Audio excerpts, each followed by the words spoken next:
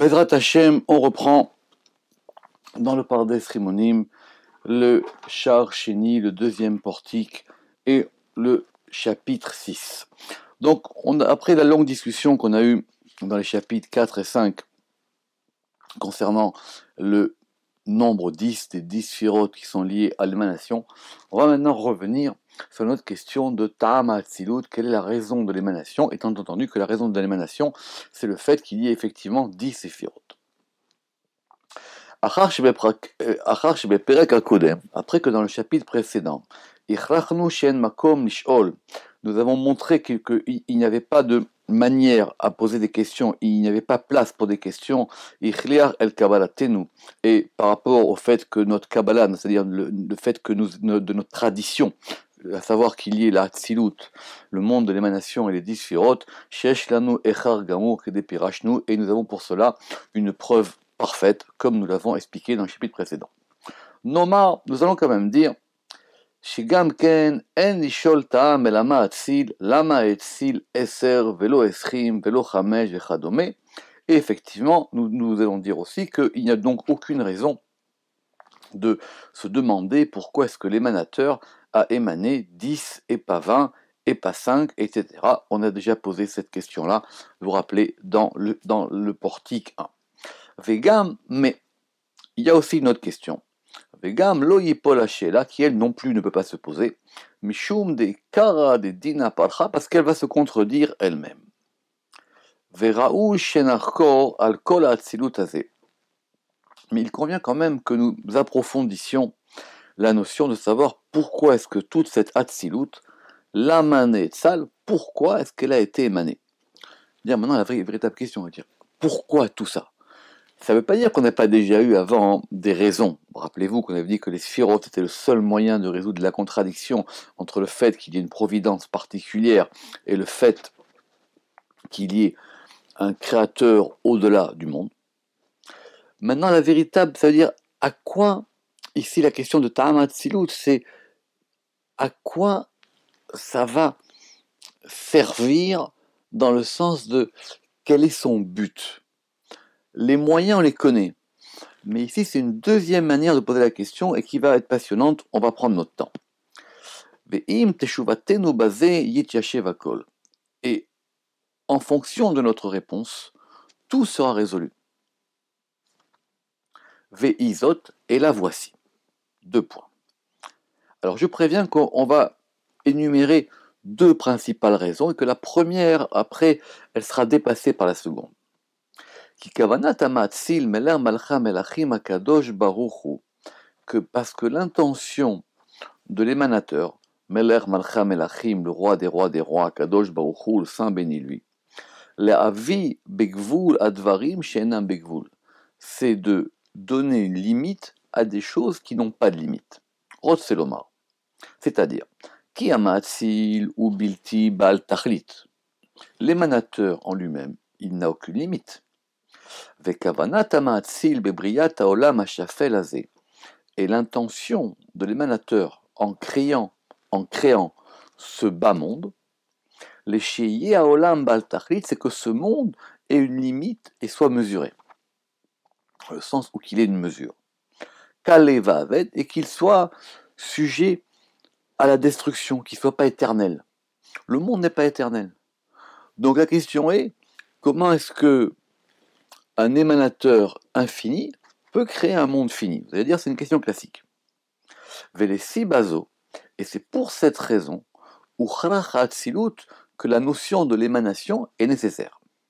Kede, chez Aliede, chez Tatsluane Tsalim, pour que soit émané des émanés, Veishtal Shelu à Madrigot, et qu'il y ait une Ishtal Shelut, littéralement un enchaînement.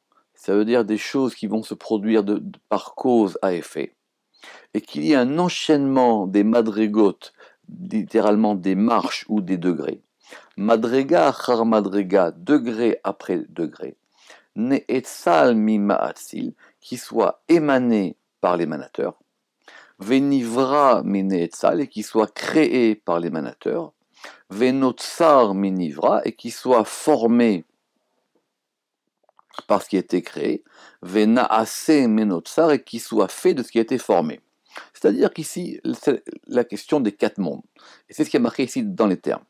Ne etzal mima atzil, qu'il soit émané à partir de l'émanateur, c'est le monde de la Hatzilut.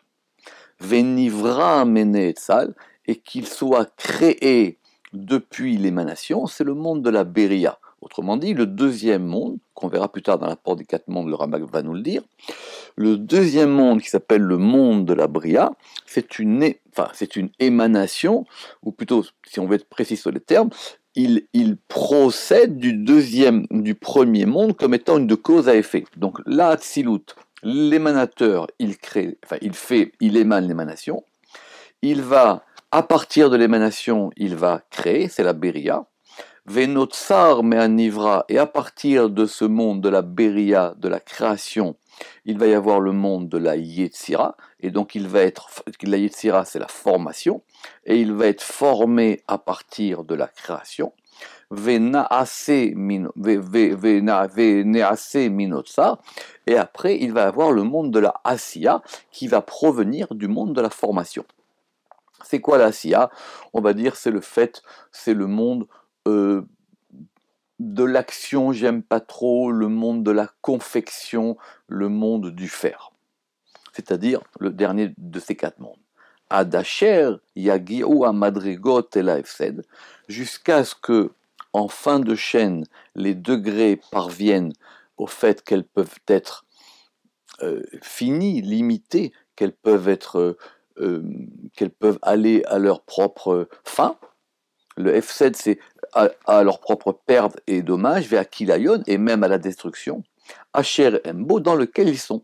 Effectivement, le monde dans lequel nous vivons, rien n'est éternel. Ni le monde, ni la nature, ni les hommes, ni les objets.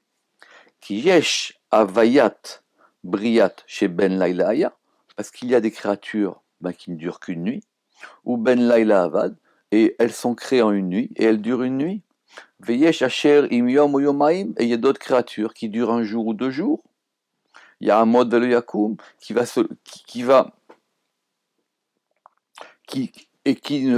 ne perdurera pas éternellement.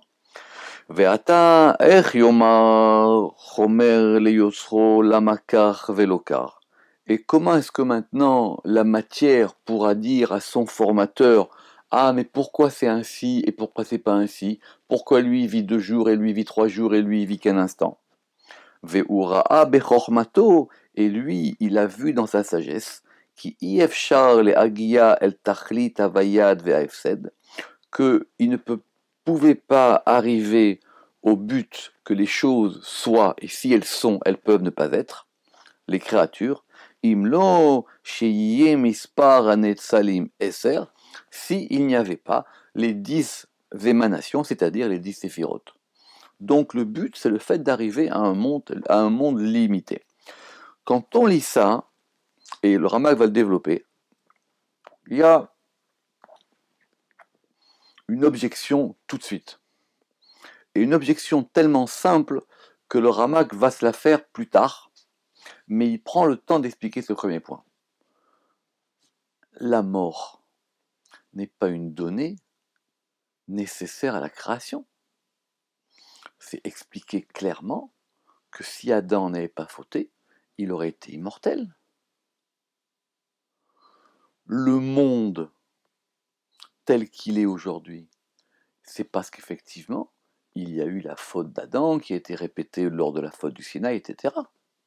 Mais ce qu'on appelle dans le temps qui vient, quand on dit Bil'am avet la netzach, la mort sera avalée pour l'éternité, est-ce qu'on sera confronté de nouveau à cette question de la déperdition, de la perte, de la mort?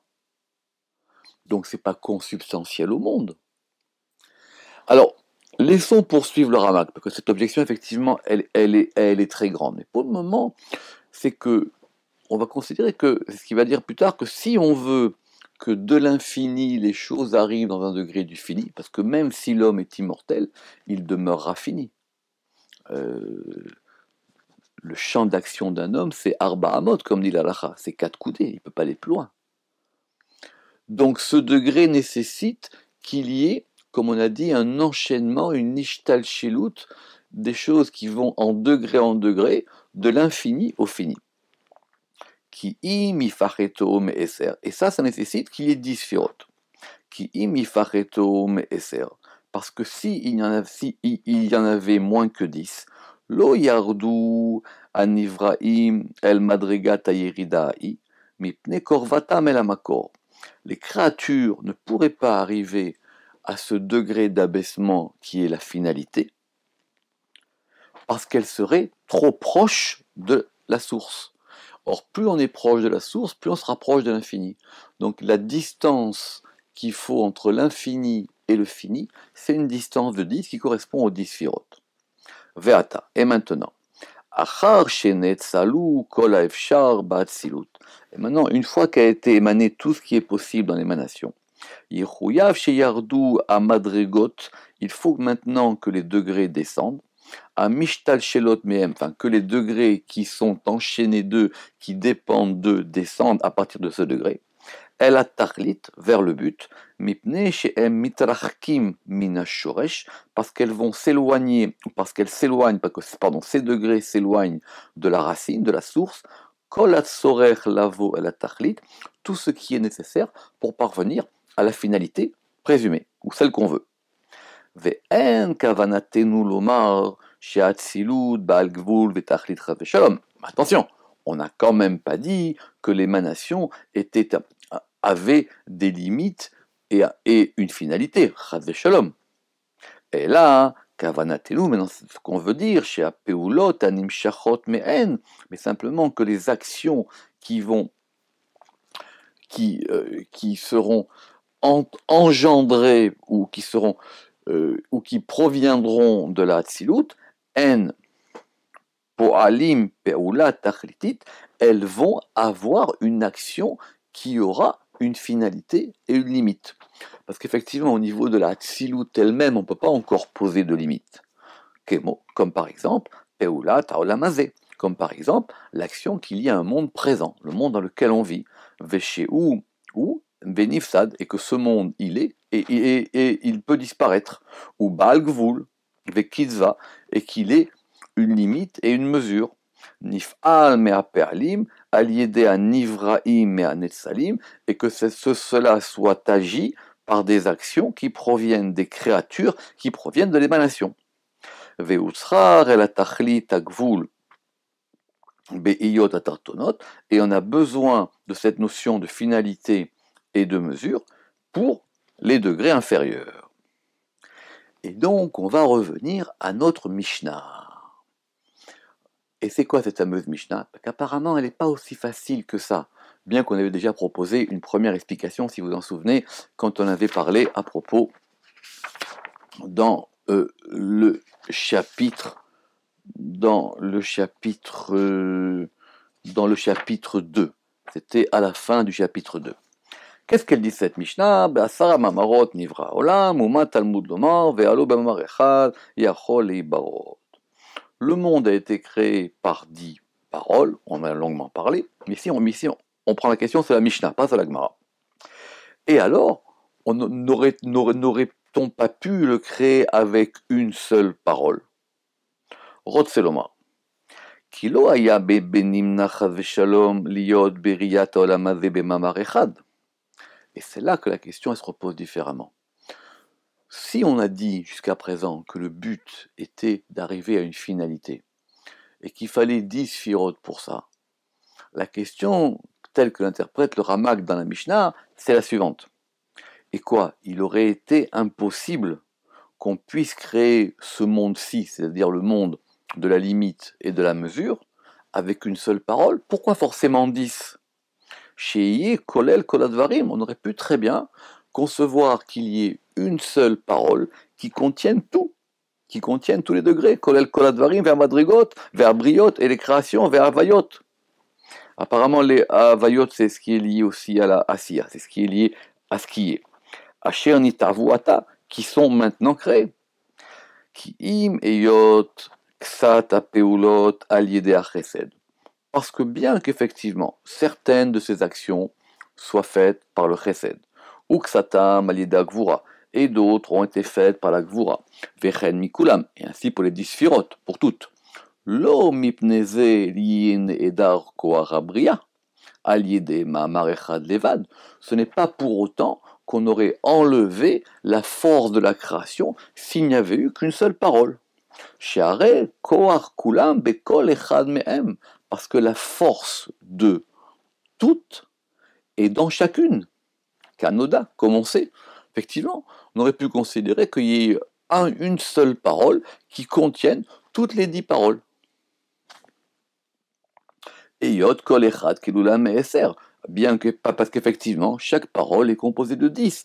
Kacher never, comme nous l'expliquerons, Beshar Maoud Vanaga, dans l'apport de la quiddité et de la direction, dans le chapitre 3, Be'ezrat Hashem. Parce qu'effectivement, on expliquera là-bas que s'il y a bien 10 entités qui s'appellent les séphirotes, ça sera longuement développé évidemment plus tard, dans la Kabbalah plus tard, et surtout par exemple chez le Ramchal et d'autres, que chaque séphira contient en elle-même, parce qu'elle provient d'autres séphirotes, elle contient en elle-même la force des 10 séphirotes.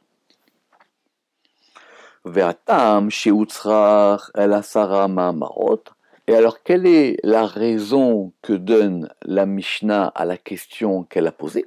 Que la Mishnah, elle a dit, mais alors on n'aurait pas pu faire ça en une seule parole. Elle a dit non, c'est simplement pour pouvoir punir les méchants et récompenser les justes. Qui allié à Sarah, parce qu'effectivement, celui qui construit le monde, ben, il construit 10 choses, et celui qui le détruit, il détruit 10 choses. C'est en gros ce que dit la Mishnah d'après le sens littéral. Qui allié à Sarah Ma'amarot. Parce que par 10 paroles, Yardou Anivraim el Atachlit, parce que par 10 paroles, les créatures, elles vont descendre jusqu'au but. Chez Im Ayu Bilti Baale Tachlit, parce que si effectivement elles étaient sans mesure, Im Ken, si c'était ainsi, Aya Adam, Chai Laolam, l'homme vivrait éternellement. Velo yikabel onesh alavonotav, et il ne recevrait pas de punition pour ses fautes. Ve'aita sadatuma ve'aklipa, et le côté de l'impureté et de l'écorce, mitpachetet baolam, se déploierait dans le monde, ve'akilkul, et la dépravation ou le dommage, ve'enonitkan, et il ne serait pas séparé. On a déjà posé la question plus haut, au début du cours, à savoir que j'ai dit, mais l'homme, il n'est pas fait pour être mortel. C'est simplement à cause de la faute, je répète, de Adam Rishon qu'il est mortel. Donc on va voir comment est-ce que le Ramak va poser cette question plus tard. Mais en tout cas, ce qu'on veut ici, c'est de dire qu'effectivement, voilà, le but c'est que par 10, on arrive à un degré qui est le degré de la finitude, comme on dirait. La reine, Utzrach haolam, Liot haolam ba'al tachlit, c'est pour ça que le monde, il doit être pourvu de mesures, et de gvoul, et de limites, et de frontières, qu'aider les paramina rechaim, pour pouvoir punir les rechaim, les criminels, les têtes sachartov, les tzadikim, et donner un bon salaire, un juste salaire aux justes. Et c'est la suite de la Mishnah, où et qu'on a dit, parce que ceux qui sont criminels, chez Me'abedi Metaolam, maintenant, comme il y a 10 paroles, on va pouvoir considérer qu'ils détruisent le monde qui était créé par 10 paroles. C'est-à-dire, chez Me'avdin Aolam, parce que ça veut dire que eux, ils détruisent le monde, Veyesh laem koach lechaloto, et donc ils ont une force pour pouvoir le détruire. Mipne et yoto ba'al tachlit, parce que le monde est maintenant fini. Venivra, et qu'il a été créé par 10 paroles. Donc c'est extrêmement subtil l'analyse du Ramak ici. Le fait qu'il y ait 10 paroles, c'est ce qui est nécessaire pour que le monde soit fini. Et si le monde est fini, il est destructible. Et donc il y a une place pour des gens qui veulent faire du mal. C'est ça la réponse de la Mishnah. Vechen atzadikim, et de même pour les justes, mais kaimim oto, qui eux vont faire subsister le monde, chez imaya bilti bal tachlit, parce que si le monde il était infini, ben, il n'y aurait pas besoin de l'action des hommes pour pouvoir le maintenir. Lo ayu atzadikim me kaimim oto, et donc ni les justes ne pourraient le maintenir, velo areshaim me abdim oto, et ni les criminels n'auraient pu le détruire. Donc 10, c'est pas le degré de la finitude finie, c'est le degré de la possibilité de la finitude. Et selon les actions des hommes, alors effectivement, on peut transformer cette finitude en quelque chose qui se maintient, et ça peut se maintenir éternellement, ou on peut transformer cette finitude en chas shalom, quelque chose qui disparaît. C'est très très subtil la réponse du Ramak ici, parce que du coup on commence à voir la réponse à la question. Il ne s'agit pas de la finalité qui va à la destruction. Il s'agit de la possibilité d'avoir un monde fini, mais que cette finitude-là, elle puisse échapper à la mort et à la destruction.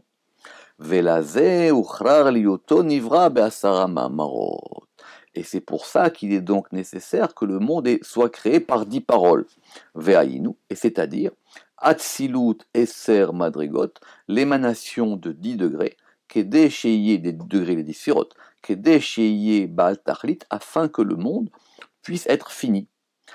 Ve'arasha Kale Ve'aved, Ve'choser Alafro Ve'nitkan. Et le criminel, il disparaît, il va retourner vers sa poussière et il sera réparé. Ça veut dire qu'il va revenir dans le degré de la finitude et de la déperdition. Par contre, vers Tzadik, Niftar Birbe Chavod, simplement le juste, lui, quand il quitte ce monde, il le quitte avec honneur, les Agbil Penehaviv Sheba Shamaim, pour pouvoir recevoir et accueillir les faces de son père qui est aux cieux, ou les Echol Peri Me'alelav, et qu'il puisse manger le fruit de ses actions. Comprenez? C'est-à-dire que maintenant, du coup, c'est à la fois la possibilité soit de détruire le monde, soit de le maintenir, et la possibilité qu'il y ait, après la finitude de la mort, tant que la mort est là, la possibilité d'une récompense ou d'une punition. Omnam caché l'état amzé. Toutefois, et c'est maintenant qu'on va passer à la deuxième explication, caché l'état amzé, le motif, la raison que nous venons de donner, va nous exposer à une difficulté. Chez Imken, chez Sibat Atzilut Ayu Aya Leagia Vayot Atartonot Elaefsed, si le but ou la cause de l'émanation était d'arriver à des choses qui existent inférieures et qui puissent se détériorer et disparaître, les askir au tzedaka, et pour pouvoir donner une récompense à ceux qui pratiquent la tzedaka, la justice ou la justice gratuite, bechol et, à chaque instant, c'est inversé. Au tzedaka bechol et, qu'on verra plus tard dans le Zohar, c'est celui qui pratique la justice, littéralement bechol et, à chaque moment. Ou les anish hareshaim, et pour pouvoir punir les criminels, comme nous l'avons expliqué. Alors s'il en est ainsi,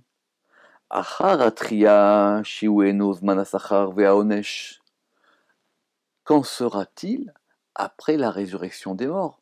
Évidemment que le Rama qui connaît ces classiques. Au bout d'un moment, la mort disparaîtra. Il y aura bien la résurrection des morts.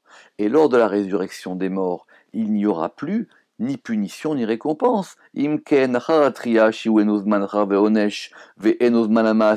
et qui ne sera plus le temps de l'action.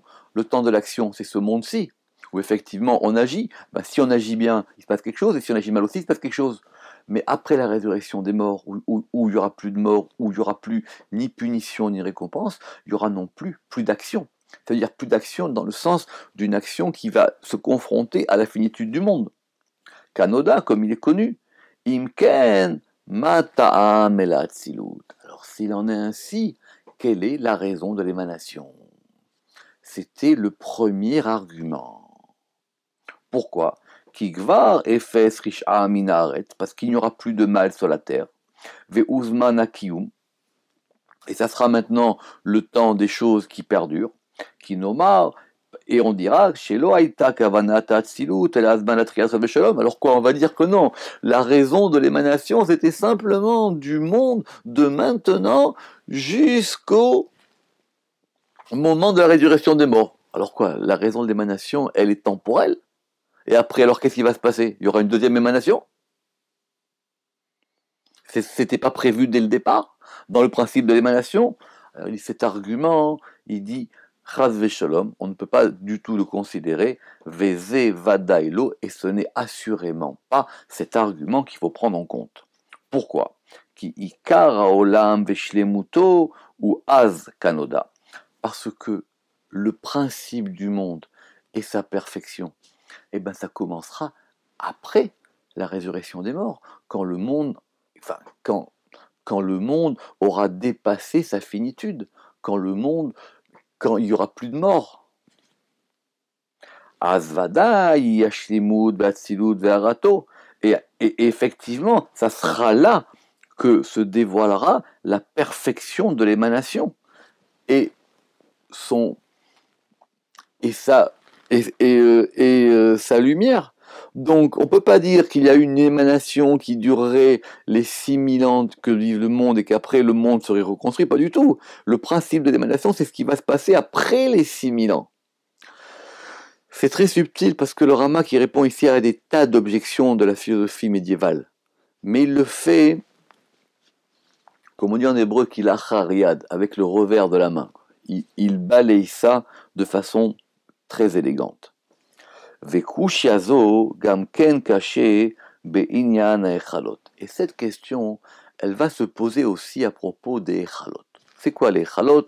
Ce sont les palais divins qui sont longuement développés dans le Zohar, à plusieurs endroits du Zohar, et qui décrivent une architecture de palais, de 7 palais de bas en haut, qui vont servir à la fois pour comprendre comment on passe non pas d'un monde à un autre, mais d'un degré à un autre degré. Et par exemple, dans le Zohar, ça sera expliqué à propos, par exemple, des prières, les fameux palais par lesquels passent les prières.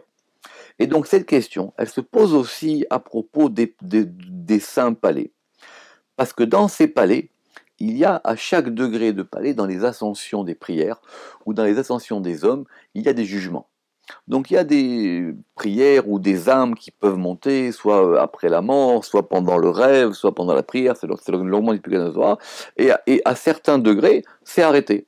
Donc quelqu'un, il a fait des fautes, et ben il ne peut pas dépasser plus loin. Pourquoi? Parce que c'est expliqué là-bas qu'il y a des anges, et les anges, et ces anges-là, ils sont préposés à telle ou telle faute, et c'est ça qui peut faire monter, c'est ça qui peut empêcher la montée à travers les palais.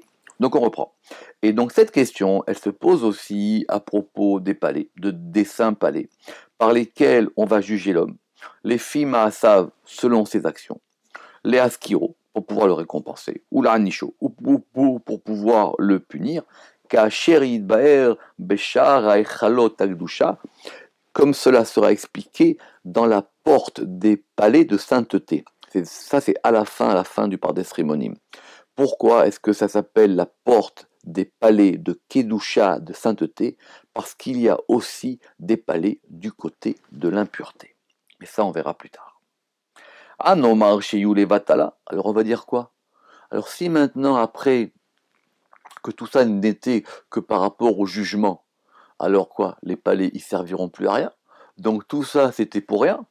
Anomar Sheyule Vatala, Veyid Batelu Ish Ish Mimelarto Asherema Osim, et que les hommes seront annulés du travail qu'ils font maintenant, c'est encore effectivement une allusion inversée. Veim kolze zo ena she'ela. Et malgré tout cela, ceci n'est pas une question. On traitera de ça la prochaine fois. La réponse à cette question est à la fin du chapitre. Baruch Adonai Le'olam. Amen ve Amen.